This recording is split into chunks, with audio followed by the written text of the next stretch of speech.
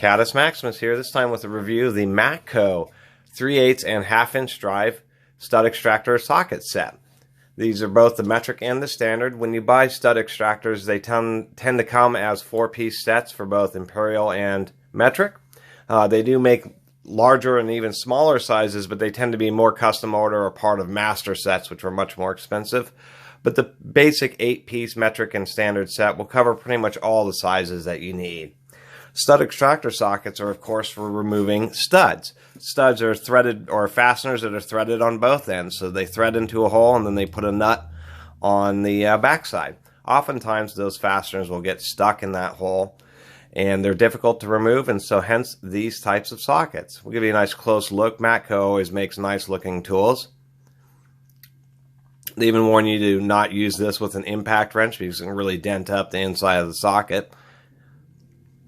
They have really nice drive ends. Let's take a look inside there. Yeah, they have nice indentations. And how these work is there's 3 little bearings in there made out of very hard steel. Very, very hard steel. They're not carbide, but they're like high-speed steel or fully hardened drill rod. And they have a little carrier that keeps them separated at 120 degrees. And then there's a set of kind of not cutouts, but specially shaped ramps inside the body of the socket. So when the fastener, and we'll get a fastener here. This is the wrong size socket.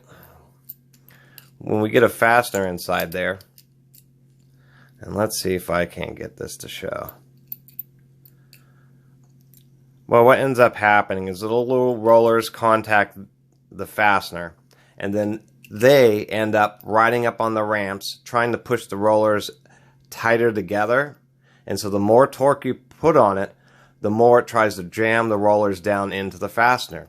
And so how these get grip is because these are used on threaded fasteners. There's a lot less material in the threaded area than there is in the smooth shank.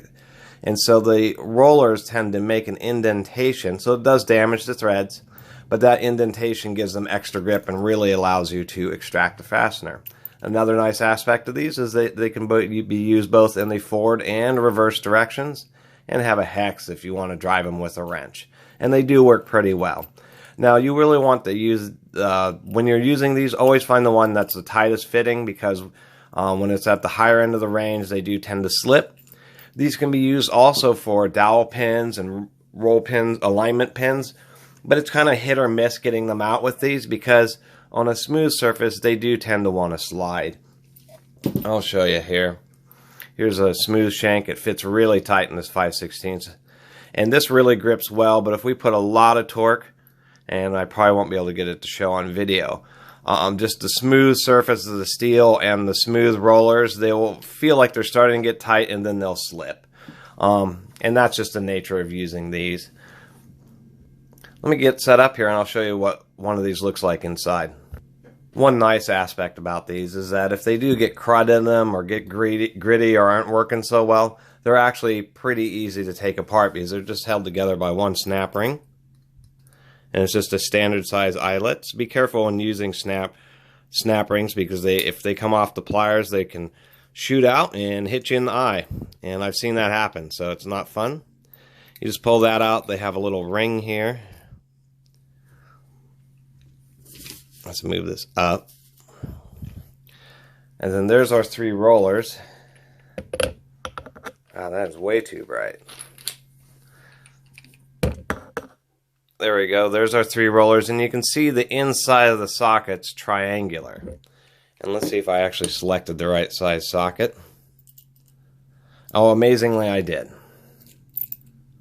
And so they'll still operate, but you can, if I can get a good look in there. I'm going to try to hold this and get the flashlight on it. Here we go. That was a much better method. Run the bolt through the back. So you can see what happens is that those rollers come into contact with the fastener, and then it's trilobular. You can see that there's undercuts and then flatter areas, and then those rollers just try to ride up into the flats, causing them to crush the fastener. And so it's a real simple design, but very effective. And if you need to clean them out, you just pull out that snap ring and you can just dump all the parts out, and it's simple to put back together. That little carrier, just have the cutouts facing outwards, and you're ready to go. So that's about it for this review. I really appreciate everybody watching. Please subscribe. Catus Maximus out.